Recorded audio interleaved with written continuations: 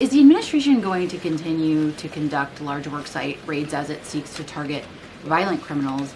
And can you clarify, is the federal government going to continue doing these deportation operations in blue cities where authorities say they don't want them? Well, first, again, to the president's answer yesterday, the full context of his answer was that he'd like to see a softer touch, but we are always going to remain tough.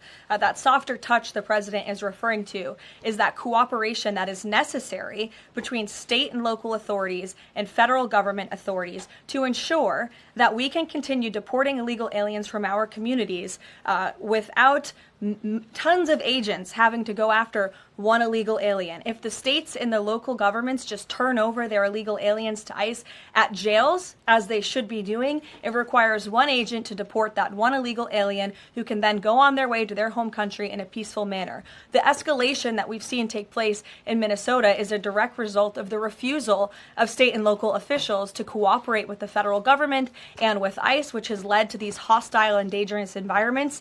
And so we don't want that. Again, the president wants direct cooperation, and that's what he was referring to. As for worksite raids, I don't broadcast any future action that may or may not happen from the Department of Homeland Security. But again, the president's focus and the administration's focus is on targeting illegal alien criminals, especially those who have committed heinous crimes in our country, as evidenced by the few illegal aliens that I just shared with you here today. Will ICE and Border Patrol avoid going to other blue cities where the local officials are saying, we won't work with you, we don't want you here?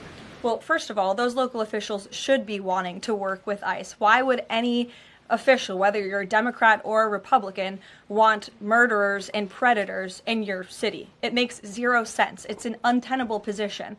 The only reason Democrats are taking that position now is because their entire party platform is just anti-Trump. It makes no sense for the American people. They should be calling this White House, they should be calling Secretary Noem, they should be calling Tom Homan, and they should be saying, we want to work with you to remove the worst of the worst criminals from our city. Please come here. So yes, ICE is going to continue to do their job in cities and communities across the country, but it certainly makes it much easier when we have that level of cooperation and corroboration at the state and local level. In places like Florida, where there has been the arrest of thousands, tens of thousands of illegal alien criminals.